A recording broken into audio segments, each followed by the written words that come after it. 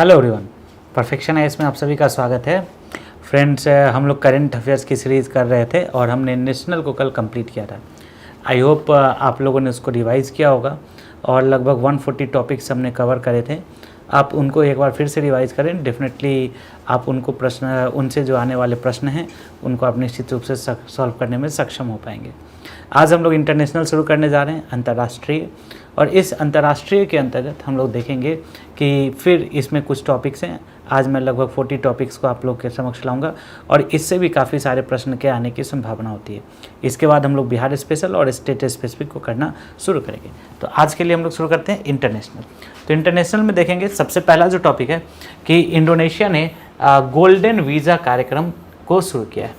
तो पहला जो प्रश्न यहाँ से बन सकता है वो क्या बन सकता है कि गोल्डन वीज़ा कार्यक्रम किसने शुरू किया है? तो किसने शुरू किया है? इंडोनेशिया ने शुरू किया है। लेकिन ये फैक्ट्स याद रखने के लिए आपको उसके कॉन्सेप्ट्स को आना ज़रूरी है। तो ये है क्या, इसको समझते हैं। तो बेसिकली ये जो है, आपने देखा होगा कि इंडोनेशिया एक ऐसा देश रहा है जो कि निवेश को ज़्यादा प्रोत्साहित करता है। तो जब निवेश को प्रोत्साहित करता है तो उसके लिए आपको उस प्रकार की सुविधाएं भी प्रदान करनी होगी। तो देखेंगे कि विदेशी निवेश और अंतर्राष्ट्रीय उद्यमशीलता प्रतिभा को आकर्षित करने के लिए, ठीक है, इसका जो सबसे मेन मोटिव है वो क्या है कि जो फॉरेन इन्वेस्टमेंट होता है, विदेशों से जो पैसा लगाया जाता है उसको क्या करना, आकर्षित करना। इसके लिए वो कई सारे इकोनॉमिक टूल्स भी अपनाते हैं जो कि अपनी इकॉनमी में पढ़ा भी होगा, ठीक है। और इन दोनों कार्यों के लिए, विदेशी निवेश को बढ़ाने के लिए और अंतर्राष्ट्रीय उद्यमशीलता को बढ़ाने के लिए उसने क्या किया, अपनी आप्रवासन नीति को उसने क्या किया, संशोधित किया है और उसके अंतर्गत गोल्डन वीज़ा कार्यक्रम को उसने शुरू किया है, ठीक है। और इसमें क्या होता है कि जो रूल्स होते हैं उनको वो इजी करता है और जिससे ज़्यादा से ज़्यादा लोग वहाँ पर आएंगे, उस देश में आएंगे और वहाँ पर क्या करेंगे, निवेश करेंगे। नेक्स्ट जो टॉपिक है, तो यहाँ से प्रश्न क्या बन रहा है कि गोल्डन वीज़ा कार्यक्रम जो है उस किसने शुरू किया है? तो इंडोनेशिया ने शुरू किया है। क्यों शुरू किया है? क्योंकि क्या किया जा सके, विदेशी निवेश और अंतर्राष्ट्रीय उद्यमशीलता को क्या किया जा सके, आकर्षित किया जा सके। नेक्स्ट है रिकॉग्नाइज्ड एम्प्लॉय पायलट। ये शुरू किसके द्वारा किया गया है? ये एक स्कीम है जो कि शुरू किया गया है किसके द्वारा? कनाडा सरकार के द्वारा शुरू किया गया है। अब ये है क्या, आपको पता होगा कि कनाडा के अंदर जो पॉपुलेशन डेंसिटी है वो काफ़ी कम है, और जब पॉपुलेशन डेंसिटी कम होगी, पॉपुलेशन भी कम है, पॉपुलेशन डेंसिटी भी कम है, तो निश्चित रूप से जो वर्क फोर्स होगा वो भी क्या होगा, काफ़ी कम होगा। तो वर्क फोर्स को बढ़ाने के लिए और वहाँ पर जो श्रमिकों हैं उनकी संख्या को बढ़ाने के लिए, है ना, विदेशी श्रमिकों को क्या करना पड़ेगा, लाना पड़ेगा। तो विदेशी श्रमिकों की नियुक्ति के लिए ये रिकॉग्नाइज्ड एम्प्लॉय पायलट शुरू किया गया है कनाडा सरकार के द्वारा, ठीक है। अब ये कब विदेशी श्रमिक वहाँ पर आ सकेंगे, क्योंकि वहाँ पर मैंने बताया कि वर्क फोर्स की कमी है, तो विदेशी श्रमिक कब आ सकेंगे? तब आ सकेंगे जब वहाँ पर विदेशी श्रमिकों के आने के लिए जो टूल्स हैं वो टूल्स क्या होंगे, ईजी होंगे, है ना, आना आसान होगा, ठीक है। तो वही बोलता है कि विदेशी नियोक्ताओं के लिए विदेशी श्रमिकों को नियुक्त करने की प्रक्रिया को क्या करना, सुव्यवस्थित करना, आसान करना, ये इसका उद्देश्य है। तो नाम क्या होगा? Recognised employ pilot. किसके द्वारा शुरू किया गया है? याद रखेंगे, कनाडा गवर्नमेंट के द्वारा। नेक्स्ट टॉपिक की ओर आगे बढ़ते हैं। तो श्रीलंका ने विशिष्ट डिजिटल पहचान परियोजना की शुरुआत की है और इस परियोजना को जो फंड है उसको वित्तीय सहायता जो है वो कौन दे रहा है? भारत सरकार दे रहा है। तो 2 पॉइंट्स है, पहले यहाँ पर तो समझेंगे कि ये जो परियोजना है ये क्या है और ये परियोजना को कहाँ पे शुरुआत किया गया है। तो पहला पॉइंट कि विशिष्ट डिजिटल पहचान परियोजना, जैसे इंडिया में है उसी प्रकार से ये विशेष डिजिटल पहचान परियोजना जो है वो कहाँ पे शुरू की गई है? श्रीलंका में शुरू की गई। ये मतलब एक स्पेसिफिक व्यक्ति का, किसी एक विशिष्ट व्यक्ति का एक स्पेसिफिक पहचान हो, जैसे हमारे यहाँ आधार कार्ड संख्या होता है, उसी प्रकार की डिजिटल परियोजना है जिसको हम लोग क्या कहते हैं, श्रीलंका में शुरू की गई, जिसका नाम है विशिष्ट डिजिटल पहचान परियोजना। और इस परियोजना को जो फंड है वो किसके द्वारा दिया जा रहा है? भारत सरकार के द्वारा दिया जा रहा है, ठीक है। तो ये जो है, ये जो परियोजना है इसको कहा जाता है SLUDI, मतलब वही श्रीलंका विशिष्ट डिजिटल परियोजना, ठीक है, विशेष डिजिटल परियोजना। और ये बेसिकली डिजिटलीकरण को बढ़ावा देगा और इसके लिए 450 मिलियन का जो है ना विदेशी निवेश जो है भारत सरकार द्वारा दिया गया है। और यह जो है पूरी परियोजना का लगभग 15% है। तो ये बेसिकली एक बहुत ही इंपॉर्टेंट पॉइंट है कि इस परियोजना के लिए आपसे सिंपल क्वेश्चन पूछा जा सकता है कि विशिष्ट डिजिटल पहचान परियोजना किस देश से संबंधित है, तो ये श्रीलंका से संबंधित है। और इसके लिए फंड लगभग किस सरकार के द्वारा किया जाए, किस देश के द्वारा किया जाए, तो भारत सरकार के द्वारा। और कितना % फंडिंग दिया जा रहा है, तो आप देखेंगे 15%, 450 मिलियन का फंडिंग दिया जा रहा है। नेक्स्ट क्वेश्चन है इथोपिया अम्हारा क्षेत्र। इथोपिया में एक क्षेत्र है जिसको अम्हारा क्षेत्र कहते हैं। तो आप देखेंगे कि इथोपिया और भी कई सारे ऐसे जगह हैं पूरे विश्व में जहाँ पर कि क्या हो रहा है, कई सारा तरह का पॉलिटिकल अनस्टेबिलिटी या फिर हिंसा, इस तरीके की घटनाएं जो है वो काफ़ी घट रही हैं। तो एक पहले ये प्रश्न यहाँ से निकल सकता है कि अम्हारा क्षेत्र किससे संबंधित है, किस देश से संबंधित है, तो देश का क्या नाम है, इथोपिया। और ये क्या है हो रहा है, क्यों यहाँ पर अनस्टेबिलिटी है, क्यों अस्थिरता है, इसके बारे में समझेंगे कि अस्थिरता क्यों है, इसके पीछे का रीज़न समझने का प्रयास करते हैं। तो वहाँ पर एक जनजाति है जिसका नाम है फानो, वो जो है वो राष्ट्रीय सेना का विरोध कर रही हैं, ठीक है, वो राष्ट्रीय सेना का विरोध कर रही हैं। और ये जो है इसके कारण कई सारी क्या हो रहा है कि वहाँ पर कई सारी आर्थिक क्षति हुई है और उसके लिए आपातकाल की स्थिति की जो है घोषणा की गई है। तो याद रखेंगे आप लोग, अम्हारा क्षेत्र जो है वो कहाँ पे है, इथोपिया में है। और किस ट्राइब के, किस जाति के द्वारा ये राष्ट्रीय सेना का विरोध किया जा रहा है, फानो जाति के द्वारा। अब एक बात समझो कि इसके पीछे का रीज़न बहुत सारा चीज़ है, लेकिन अभी हम लोग यहाँ पर उन सारी चीज़ों को डिस्कस नहीं कर रहे हैं कि क्यों ऐसा किया जा रहा है। बस आपको जो प्रीलिम्स के पॉइंट ऑफ व्यू से इंपॉर्टेंट है वो आपको याद रखना है। तो हमारा क्षेत्र आपसे पूछा जा सकता है कहाँ का है, तो इथोपिया का। और क्यों फेमस न्यूज़ है, तो यहाँ पर इस क्षेत्र में कई सारी हिंसाएँ हुई हैं जिस कारण से आपातकाल की स्थिति घोषित कर दी गई। नेक्स्ट है अरास डोडा क्षेत्र, VBI, ये काफ़ी इंपॉर्टेंट है, काफ़ी न्यूज़ में रहता है। तो पहले तो ये बात समझेंगे कि ये है क्षेत्र कहाँ पे और क्या क्यों ये न्यूज़ में रहता है। तो ये भी पहला पॉइंट कि ये भी जो है वो कैसा क्षेत्र है, विवादित क्षेत्र है। कैसा क्षेत्र है, विवादित क्षेत्र है। तो ये कैसा विवादित क्षेत्र है, इस कॉन्सेप्ट को समझते हैं। और किस किस देश के बीच का विवादित क्षेत्र है, तो सऊदी अरब का, कुवैत का, ठीक है, और यहाँ पर ईरान का। इन 3 देशों के बीच का ये विवादित क्षेत्र है। तो अरास डोडा क्षेत्र किसके बीच का विवादित क्षेत्र है, तो याद करेंगे सऊदी का है, सऊदी अरब का है, दूसरा कुवैत का है और तीसरा ईरान का है। इन 3 देशों का ये क्या है, विवादित क्षेत्र है। अब एक बार समझेंगे कि क्यों विवाद है, इसको समझते हैं।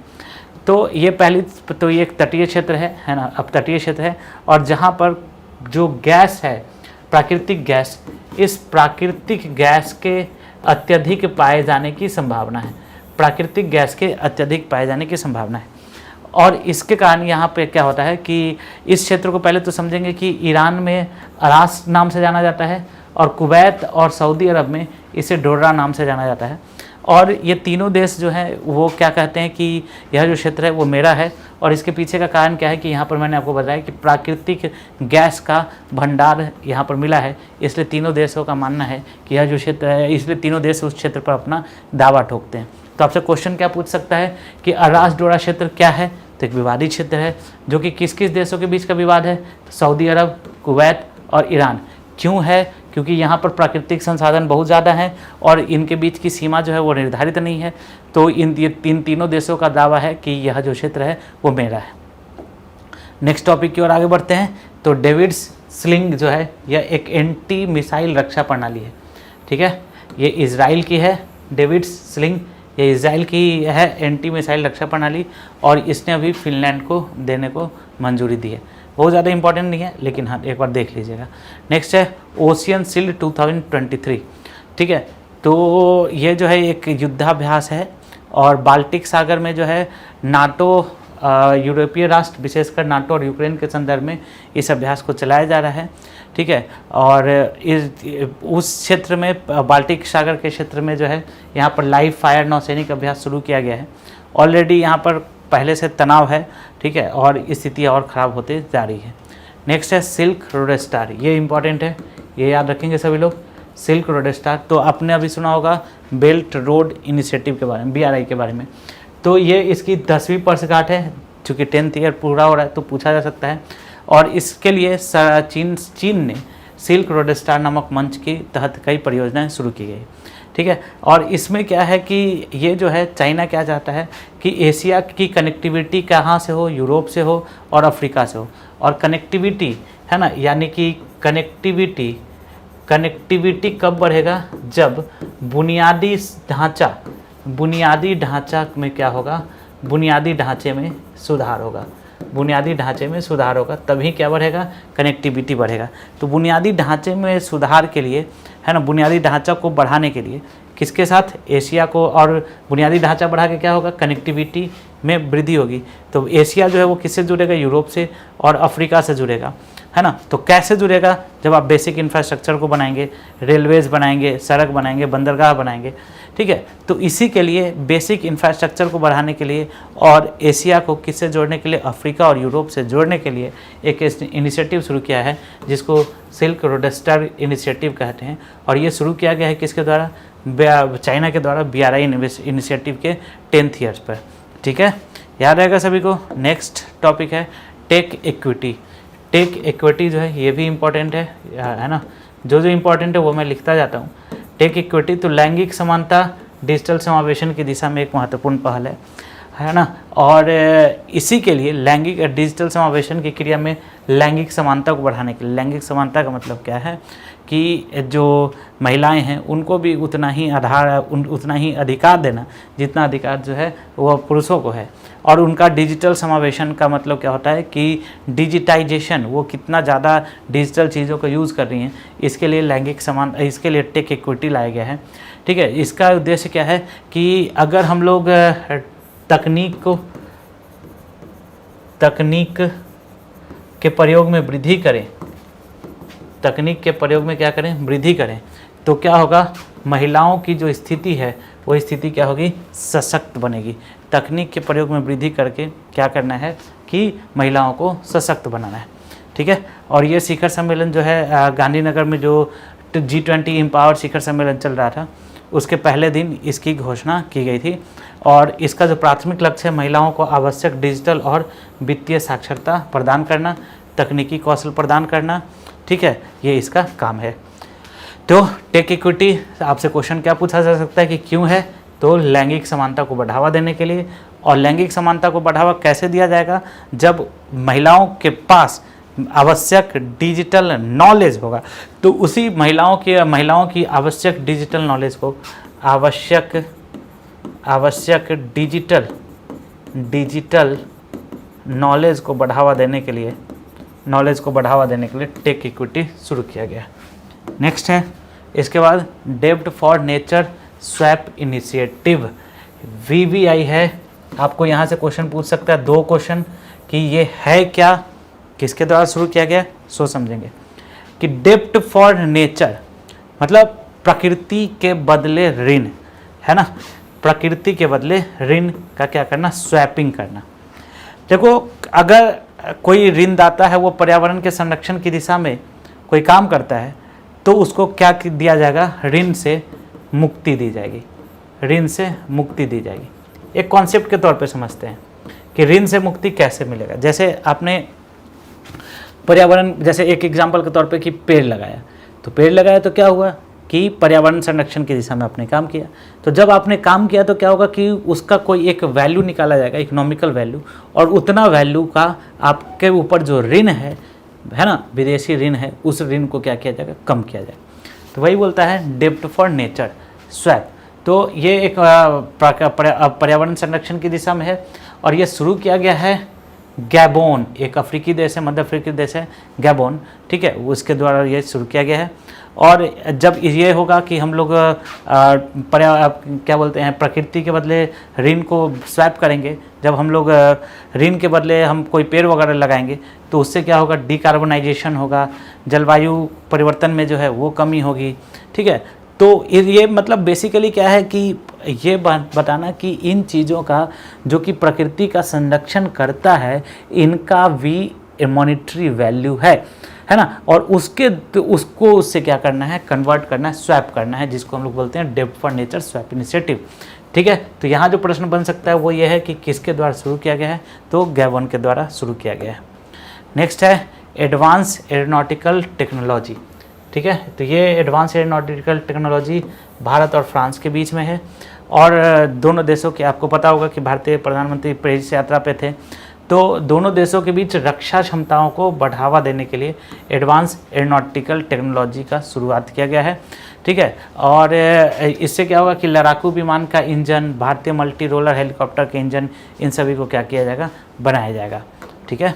नेक्स्ट है नोमैडिक एलिफेंट। तो ये आपको पता होगा कि युद्धाभ्यास है भारतीय सेना का, ठीक है, और मंगोलिया में होता है। और उसके साथ जो है अभी भारतीय 43 सेना जो है वो वहाँ गए थे। नेक्स्ट है Grand Cross of the Legion of Honour. ये बहुत इंपॉर्टेंट है कि किसे दिया गया है, या नाम याद रखना है, नाम याद रखना है, Grand Cross of the Legion of Honour. ये फ्रांस का सर्वोच्च नागरिक और सैन्य सम्मान है। फ्रांस का सर्वोच्च नागरिक और सैन्य सम्मान है, और ये जिसका नाम क्या है, Grand Cross of the Legion of Honour. और ये पहले भारतीय व्यक्ति को मिला है जो कि भारत के प्रधानमंत्री हैं, श्री नरेंद्र मोदी, उनको दिया गया है। तो Grand Cross of the Legion, Grand Cross of the Legion of Honour, ये प्राइज़ जो है ये किसका सम्मान है, सम्मान कौन से देश का है, फ्रांस का। और कैसा सम्मान है, तो ये नागरिक सम्मान है, सर्वोच्च नागरिक सम्मान है और सर्वोच्च सैन्य सम्मान है। ये जो है ये प्रथम भारतीय श्री नरेंद्र मोदी जी को दिया गया है। नेक्स्ट है कि फ्रांस में मास्टर्स की पढ़ाई करने वाले छात्रों को 5 वर्ष का वीज़ा दिया जाएगा, ठीक है। 5 वर्ष का वीज़ा का बात किया गया है। मास्टर्स डिग्री करने वाले भारतीय छात्रों के लिए विस्तारित post study work visa, post study work visa जो है दिया गया है, 5 साल का वीज़ा, ठीक है। अब छात्र जो है जब पढ़ाई करने के बाद नौकरी वोकरी को खोजेंगे, पहले क्या होता था कि पढ़कर और फिर वापस आना होता था, तो उनको वहाँ पर उसका एक्सपीरियंस नहीं मिल पाता था, वर्क का एक्सपीरियंस नहीं मिल पाता था। तो अब क्या है कि 5 साल कर देने से छात्रों को नौकरी के अवसर तलाशने में, और अब मान लीजिए रिसर्च वगैरह करना है, ठीक है, रिसर्च करना है, तो रिसर्च वगैरह के क्षेत्र में भी उनको पर्याप्त क्या होगा, समय मिलेगा, ठीक है। और ये सारी जो चीज़ें देख रहे हैं वो भारत के प्रधानमंत्री जब वहाँ गए थे उस समय ये हुआ है। नेक्स्ट है ओपी सदर्न रेडीनेस। तो ये जो है ये बहुराष्ट्रीय समुद्र सुरक्षा अभ्यास है, ठीक है। और INS सुनैना गया था भारत की तरफ से, और सेशेल्स में ये हुआ है। और ये समुद्र जो हमारी नौसेना है उसका ये अभ्यास है। तो ये बहुत ज़्यादा, आपको बस नाम याद रखना है। नेक्स्ट है बहुआयामी गरीबी सूचकांक। ये भी इम्पॉर्टेंट है, बहुआयामी गरीबी सूचकांक। तो आप देखेंगे कि पहले तो ये सूचकांक जो है मल्टी डायमेंशनल पॉवर्टी इंडेक्स, ये निकाला जाता है संयुक्त राष्ट्र विकास कार्यक्रम UNDP और ऑक्सफोर्ड गरीबी और मानव विकास पहल OPHI के द्वारा जो है शुरू किया जाता है, जारी किया गया है। किसके द्वारा, बहुआयामी मल्टी डायमेंशनल पॉवर्टी इंडेक्स किसके द्वारा शुरू किया गया है, तो UNDP, याद कर लेंगे सभी लोग, UNDP एंड OPHI, ठीक है, Oxford poverty and human development initiative, इन दोनों के द्वारा इसको शुरू किया गया है, मल्टी डायमेंशनल पॉवर्टी इंडेक्स। और ये जो है भारत के लिए एक बहुत बड़ी बात है कि भारत में लगभग 415 मिलियन लोग जो है गरीबी के चुंगल से क्या निकले हैं, बाहर निकले हैं, है ना। और कंटिन्यूसली जो भारत के अंदर है गरीबी, वो गरीबी कंटिन्यूसली क्या हो रही है, कम होते जा रही है, जो कि एक बहुत बड़ा फैक्टर है, ठीक है। और यह जो है शिक्षा, स्वास्थ्य, जीवन स्तर और बुनियादी आवश्यकताओं तो पहुंच बढ़ाने में ये क्या करता है, विश्वास रखता है, जिसको हम लोग क्या कहते हैं, बहुआयामी गरीबी सूचकांक। नेक्स्ट है सेल्वेक्स 2023। तो भारतीय नौसेना है ना, भारतीय नौसेना और अमेरिकी नौसेना का ये अभ्यास है जिसको आपको याद रखना चाहिए। नेक्स्ट है फ्रांस की बास्तिल दिवस परेड में भारत का त्रिसेवा दल, ठीक है। तो 14 जुलाई को, पहले तो आपसे ये क्वेश्चन पूछ सकता है कि बास्तिल दिवस परेड कहाँ मनाया जाता है, तो फ्रांस में मनाया जाता है। क्यों मनाया जाता है, तो आप समझेंगे कि 1789 में बास्तिल जो वहाँ पर प्रतीक चिन्ह था उसको क्या किया गया, बास्तिल विध्वंस किया गया, उसकी सालगिरह का प्रतीक है, ठीक है। और यहाँ पर भी परेड में भारतीय प्रधानमंत्री को क्या किया गया था, प्रधानमंत्री श्री नरेंद्र मोदी को अतिथि के रूप में आमंत्रित किया गया था, ठीक है। नेक्स्ट है सेकेंड थॉमस सोल। तो ये जो है कहाँ पे, पहले तो ये क्वेश्चन पूछा जा सकता है कि सेकेंड थॉमस सोल है कहाँ पे, तो ये है कहाँ पे, दक्षिण चीन सागर में। और ये जो है काफ़ी विवादास्पद क्षेत्र है, रिसेंट में काफ़ी न्यूज़ में रहा है, तो यहाँ से क्वेश्चन पूछे जा सकते हैं, ठीक है।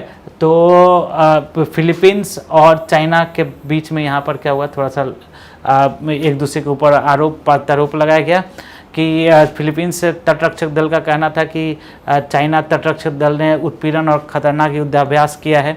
वहीं चीन का कहना था कि फिलीपींस तटरक्षक दल ने बिना अनुमति के उसके जल क्षेत्र में घुसपैठ किए। तो दोनों देश एक दूसरे के ऊपर आरोप और प्रत्यारोप लगा रहे हैं, जिस कारण से चीज़ें जो है थोड़ी सी क्या हो रही हैं, थोड़ी सी भयानक होती जा रही हैं।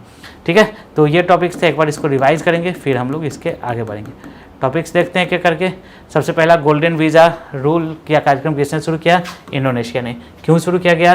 क्योंकि विदेशी निवेश को क्या किया जा सके, बढ़ावा दिया जा सके और इंडोनेशिया को एक आवश्यक विदेशी गंतव्य के रूप में स्थापित किया जा सके। नेक्स्ट है, रिकॉग्नाइज एम्प्लॉय पायलट। तो कनाडा में पॉपुलेशन डेंसिटी कम है, पॉपुलेशन कम है, तो वर्कफोर्स की भी क्या है, कमी है। उसके लिए भारत सरकार, कनाडा सरकार द्वारा को शुरू किया गया है और इसमें क्या है कि श्रमिकों को नियुक्त करने की प्रक्रिया को क्या करना है, रेगुलराइज करना है। नेक्स्ट है विशिष्ट डिजिटल पहचान परियोजना। तो ये शुरू किया गया है किसके द्वारा? श्रीलंका के द्वारा शुरू किया गया है। और इसमें जो फंड दिया जा रहा है वो किसके द्वारा? भारत के द्वारा दिया जा रहा है ना, लगभग 15%। नेक्स्ट है अम्हारा क्षेत्र। तो यह अम्हारा क्षेत्र जो है कहाँ पे? इथोपिया में। और वहाँ पर एक ट्राइब है जिसका नाम है फानो। उस ट्राइब ने क्या किया है, काफ़ी इसके ऊपर वर्क किया है। नेक्स्ट है अरास डोडा क्षेत्र। तो ये 3 देशों के बीच का है ये विवादित क्षेत्र, सऊदी अरब, कुवैत और ईरान। ठीक है, और ये क्यों फेमस रहता है? क्योंकि यहाँ पर बहुत ज़्यादा पेट्रोल, प्राकृतिक गैसों के पाए जाने की संभावना है। डेविड सीलिंग जो है यह एंटी मिसाइल रक्षा प्रणाली है जो इजराइल जो है वो फिनलैंड को दिया जा रहा है। नेक्स्ट है ओशियन शील्ड। तो ये नाटो कंट्रीज़ वगैरह के द्वारा जो है इस अभ्यास को अपनाया जा रहा है। Next silk road star. तो बेल्ट रोड इनिशिएटिव की 10वीं वर्षगांठ के रूप में एशिया की जो कनेक्टिविटी है उस कनेक्टिविटी को अफ्रीका और यूरोप तक बढ़ाने के लिए, बहुत तेज़ी से बढ़ाने के लिए इस इनिशिएटिव की शुरुआत की गई है। टेक इक्विटी क्या कहता है कि महिलाओं की जो भागीदारी है उस भागीदारी में क्या आनी चाहिए, समान भागीदारी में सिमिलरिटी आनी चाहिए, समानता आनी चाहिए। उसके लिए अब उनको क्या करना पड़ेगा, अपने अधिकारों को जानने के लिए क्या करना पड़ेगा, उन्हें डिजिटल नॉलेज गेन वगैरह करना होगा। तो मुख्य रूप से देखें तो लैंगिक समानता को प्राप्त करना और डिजिटल समावेशन की दिशा में एक महत्वपूर्ण कदम उठाना जो है टेक इक्विटी कहलाता है। नेक्स्ट है डेप्ट फॉर नेचर स्वैप इनिशिएटिव। तो ये शुरू किया गया किसके द्वारा? गैबोन के द्वारा। और इसमें क्या है कि प्रकृति के बदले जब आप प्रकृति का संरक्षण करेंगे तो उसके बदले आपको ऋण दिया जाएगा। Advance aeronauticals technology. तो ये भी भारत और फ्रांस के बीच में है और दोनों देश की जो सुरक्षा क्षमता उसको क्या करना है, बढ़ाना है। नेक्स्ट है नोमैडिक एलिफेंट 2023। तो ये भारतीय सेना के द्वारा शुरू किया गया है और हम भारतीय सेना जो है मंगोलिया के साथ कर रहा है। नेक्स्ट है Grand Cross of the Legion of Honour society. तो ये फ्रांस का सर्वोच्च नागरिक और सैन्य सम्मान है। ठीक है, और इसे जो है भारतीय प्रधानमंत्री को दिया गया जो कि फर्स्ट भारतीय हैं प्राप्त करने वाले। नेक्स्ट है फ्रांस में मास्टर्स की पढ़ाई करने वाले छात्रों को 5 वर्ष का वीज़ा दिया जाएगा, अभी मैंने डिस्कस भी करा था। नेक्स्ट है ओपी सदर्न रेडीनेस। ठीक है, तो यह जो है यह भी समुद्री सुरक्षा अभ्यास है जिसके लिए भारत का जो INS सुनैना है वो कहाँ गया था, वो सेशेल्स गया था। नेक्स्ट है बहुआयामी गरीबी सूचकांक। तो बहुआयामी गरीबी सूचकांक क्या है कि गरीबों की जो संख्या है उस संख्या में क्या हुई है, उल्लेखनीय रूप से कमी हुई है। तो ये आप देखेंगे कि लगभग 415 मिलियन लोग जो है वो गरीबी के चुंगल से क्या निकले हैं, जंगल से बाहर निकले हैं। नेक्स्ट देखेंगे कि सेल्वेक्स 2023। तो भारतीय नौसेना और अमेरिकी नौसेना द्वारा इसकी क्या की गई है, शुरुआत की गई है। नेक्स्ट है बास्तिल दिवस परेड में जो है वो ये फ्रांस का परेड होता है और इसमें भारत का जो सेवा दल है, त्रिसेवा दल, यानी कि आपको जल सेना, वायु सेना और थल सेना सभी ने इसमें क्या किया है, भाग लिया है। नेक्स्ट है सेकेंड थॉमस सॉल। तो सेकेंड थॉमस सॉल जो है ये एक विवादास्पद क्षेत्र है जो कि आप देखेंगे कि दक्षिण चीन सागर में है। ठीक है, और इस पर चाइना का सबके साथ विवाद चलता रहता है। ठीक है ना, तो चाइना और चाइना और फिलीपींस जो है उसके मध्य का विवाद चल रहा है। ठीक है, याद रहेगा सभी को। इसके आगे बढ़ते हैं और नेक्स्ट जो टॉपिक है वो सागर निधि। ठीक है, सागर निधि पर संयुक्त महासागर अभियान, ये क्या है इसको समझते हैं। तो देखोगे हिंद महासागर का जो क्षेत्र है वो काफ़ी इम्पोर्टेंट क्षेत्र है। आप देखेंगे तो आर्थिक रूप से भी काफ़ी महत्वपूर्ण क्षेत्र है ना, वाणिज्य व्यापार के लिए काफ़ी महत्वपूर्ण है ना। तो एक हिंद महासागर के क्षेत्र में राष्ट्रों के बीच एक सहयोगात्मक पहल है जिसे कोलंबो सिक्योरिटी कॉन्क्लेव के नाम से जाना जाता है। तो आपसे ये क्वेश्चन पूछा जा सकता है कि कोलंबो सिक्योरिटी कॉन्क्लेव क्या है, तो राष्ट्रों के बीच एक सहयोगात्मक पहल है। ठीक है, और इस पहल के अंतर्गत महासागर में रिसर्च के लिए, महासागर के क्षेत्र में कहाँ कहाँ क्या क्या चीज़ें हैं, उसमें रिसर्च के लिए एक अभियान शुरू किया है जिसको हम लोग क्या कहते हैं, सागर निधि अभियान कहते हैं।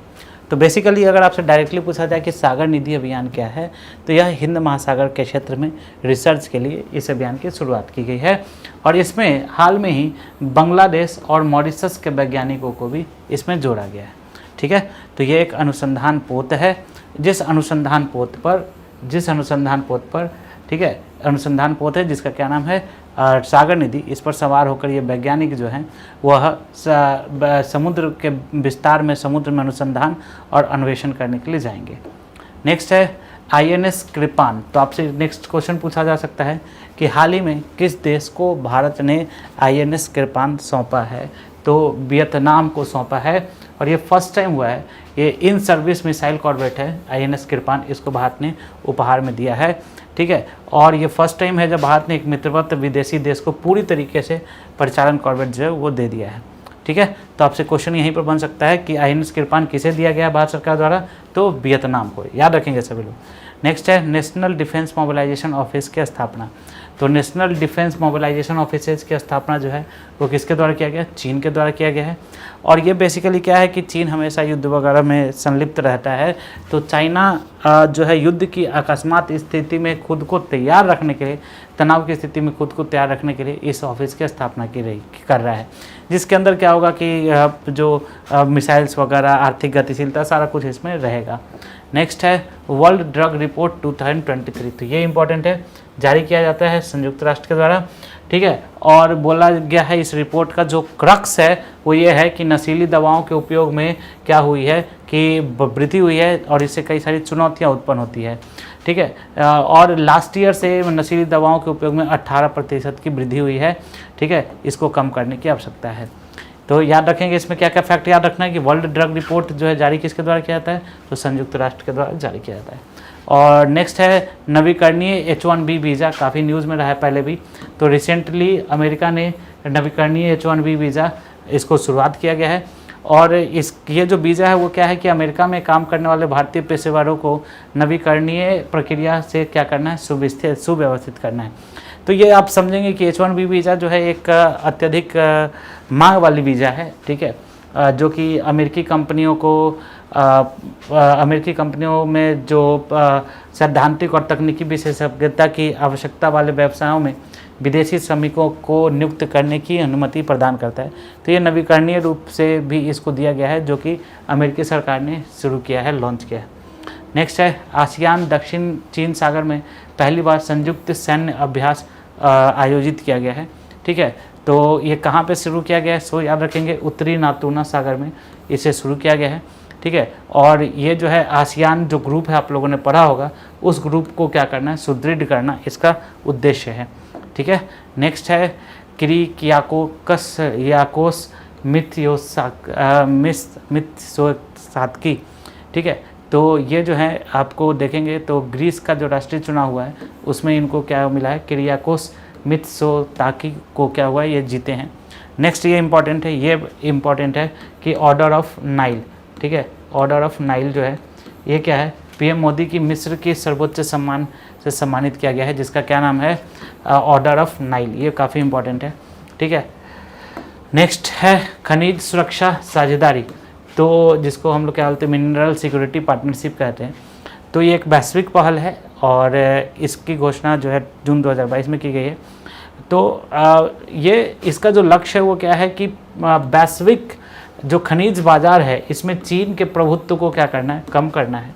ठीक है, वैश्विक खनिज बाज़ार में। ठीक है, और जो कम करते हुए भाग लेने वाले देशों की अर्थव्यवस्थाओं के लिए महत्वपूर्ण खनिजों की स्थिर आपूर्ति को क्या करना है, सुनिश्चित करना है। मतलब कि जो इस साझेदारी में जो भी देश शामिल हैं उनको जो इम्पोर्टेंट खनिज है उसकी निर्बाध आपूर्ति होती रहे, यह सुनिश्चित करना है। ठीक है, हालांकि अगर आप देखेंगे तो भारत इसका हिस्सा नहीं है, लेकिन इसमें जो महत्वपूर्ण 17 खनिज हैं उसके ऊपर फोकस किया जाता है। नेक्स्ट है ड्रैगन वॉट फेस्टिवल पर गूगल ने डूडल बनाया। तो ये ड्रैगन तो निश्चित रूप से चाइना से संबंधित होगा, ये आपको पता होगा। ठीक है, ये भी उतना इम्पोर्टेंट नहीं है। नेक्स्ट है समलैंगिक विवाह को वैध घोषित करने वाला देश आपसे पूछा जा सकता है कि देश कौन सा है, तो देश का नाम है एस्टोनिया।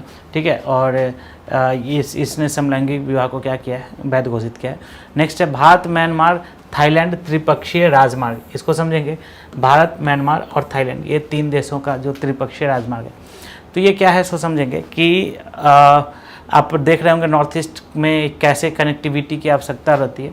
तो ये जो राजमार्ग परियोजना है वो क्या है कि म्यांमार के माध्यम से कोलकाता को किससे जोड़ना है, बैंकॉक से जोड़ना है। ठीक है, तो बेसिकली ये कनेक्टिविटी प्रोग्राम है जिसमें भारत, म्यांमार और म्यांमार के साथ साथ थाईलैंड, तीनों को जोड़ा जाएगा। तो किसको जोड़ना है, भारत का कोलकाता से, है ना, म्यांमार के माध्यम से किसको जोड़ना है, बैंकॉक को जोड़ना है। ठीक है, भारत का ऐसे भी नॉर्थ ईस्ट के अंदर जो कनेक्टिविटी है, वो नॉर्थ ईस्ट के रूट्स के अंदर जो कनेक्टिविटी वो कम है, तो उसको बढ़ाने के लिए है। नेक्स्ट है फूड आउटलुक रिपोर्ट। तो फूड आउटलुक रिपोर्ट किसके द्वारा जारी किया जाता है, FAO। ये इंपॉर्टेंट है कि जारी किसके द्वारा किया जाता है, FAO के द्वारा जारी किया जाता है। ठीक है, और खाद्य आयात के संबंध में चिंताओं का खुलासा हुआ है कि ये रिपोर्ट बताता है कि जो कमज़ोर देश हैं उनके खाद्य आयात में कमी हुई है। अब समझो, जो कमज़ोर देश हैं, जिनकी आय कम है, वो अगर कम खाद्य का आयात करेंगे तो इससे क्या समस्या उत्पन्न होगा, इससे ये समस्या उत्पन्न होगा कि जो उन देशों के अंदर किस चीज़ की समस्या हो सकती है, जब वो खाद्य का आयात कम करेंगे तो हो सकता है कि जो फूड सिक्योरिटी है, जो लोगों को भोजन मिल रहा है, उसमें क्या हो जाए, कमी हो जाए। ठीक है, तो ये समस्या है और ये जो अनुमानित गिरावट है वो लगभग 1.5% है, इसको देखेंगे। नेक्स्ट देखेंगे इंटर सोलर यूरोप 2023, ये एक प्रदर्शनी है इंटर सोलर यूरोप 2023। तो ये शुरू किया गया है भारतीय अक्षय ऊर्जा विकास एजेंसी के द्वारा, और कहाँ पे आयोजित किया गया, म्यूनिख जर्मनी में आयोजित किया गया है। ठीक है, और इसमें क्या है कि नवीकरणीय ऊर्जा जो है उसके अंदर वित्त पोषण, स्थिरता और साझेदारी को बढ़ाने के लिए प्रतिबद्धता की गई है कि नवीकरणीय ऊर्जा के क्षेत्र में ज़्यादा से ज़्यादा क्या किया जाए, ज़्यादा से ज़्यादा कार्य किया जाए। नेक्स्ट टॉपिक है memorial wall for fallen United Nations peace keepers. ठीक है, तो ये जो है संयुक्त राष्ट्र महासभा ने हाल में इसका संयुक्त राष्ट्र शांति सैनिकों के लिए मेमोरियल वॉल नामक एक प्रस्ताव को अपनाया है। तो ये अपनाया किसके द्वारा किया है, तो संयुक्त राष्ट्र महासभा के द्वारा। और ये भारत ने अपने शांति प्रयासों के लिए अपनी मजबूत प्रतिबद्धता के साथ स्मारक दीवार स्थापित करने के प्रस्ताव को पायलट करने की शुरुआत करने का जिम्मा लिया गया है। समझते हैं इसको कि जब क्या होता है, सो समझेंगे कि जो युद्ध वगैरह हुआ था और युद्ध के समय जो शांति प्रयास, युद्ध को समाप्त करने का जो शांति प्रयास अपनाया गया था, उसको क्या करना, प्रदर्शित करना, उसको एक मेमोरियल बनाना, उसके लिए भारत सरकार ने इसको पायलट करने का, इसको शुरुआत करने का जिम्मा लिया है। ठीक है, और ये जो है क्या है कि संयुक्त राष्ट्र के द्वारा इसकी जो है इस शुरुआत, इसका जो प्रस्ताव अपनाया गया है। नेक्स्ट है डेवलपिंग नेशन स्टेटस एक्ट। तो ये क्या है कि ये क्या कहता है कि चीन जो विकासशील देश की स्थिति को दर्शाता है, उसको वहाँ से हटाने की ये क्या करता है, मंशा दर्शाता है। नेक्स्ट है कैप्टागन क्या है, तो अरब लीग में जो है सीरिया को फिर से क्या किया गया है, बहाल किया गया है। ठीक है, तो ये जो है इससे क्या हो गया है कि जो अरब लीग का फैसला के कारण जो अरब लीग में जो सीरिया को फिर से शामिल किया गया है, तो इससे जो है जो बशर अल असद हैं उनको वैश्विक अलगाव की स्थिति उनकी हो गई है। तो एक प्रकार की दवाओं की श्रेणी आती है जो केंद्रीय तंत्रिका तंत्र पर, कैप्टागन जो है वो क्या है कि तंत्रिका तंत्र पर जो है उत्तेजक प्रभावों के लिए जानी जाती है, और यह वर्गीकरण इस प्रकार की इस पदार्थ की शक्ति और विशेषताओं को क्या करता है, रेखांकित करता है। तो आज हमने कुछ इंपॉर्टेंट टॉपिक्स को देखा जो कि इंटरनेशनल से संबंधित है। देखो ये जो टाइम है ना फ्रेंड्स, वो किस चीज़ का है, रिवीजन करने का है और प्रैक्टिस करने का है। आप मैक्सिमम से मैक्सिमम प्रैक्टिस करते रहें, और आपको पता होगा कि कल मैंने प्रयास को भी यहाँ से लॉन्च किया था, तो प्रयास भी शुरू हो चुका है। तो एकदम फुल लेंथ टेस्ट है, आप लोग खुद को एकदम प्रिपेयर करो, देखो कि कौन कौन से टॉपिक्स में आपको दिक्कत हो रहा है, कौन सा टॉपिक्स है जहाँ पर आपको बार बार रिवीजन की आवश्यकता है, करते रहो। और प्रयास के लिए आपने देखा भी होगा कि कल से लगातार जो है वो लगातार स्टूडेंट्स की क्वेरीज हो रही है, और कुछ और नए जगह पर भी हम लोग उसको लॉन्च करने की बात कर रहे हैं। तो डेफिनेटली आप लोग सभी लोग प्रैक्टिस करते रहें, और ये जो मैंने करंट अफेयर्स का आपको सेशन लिया है इसको रिवाइज करते हैं। मिलते हैं कल के लेक्चर में। टिल देन तब तक रिवाइज करते रहें, पढ़ते रहें। Thank you.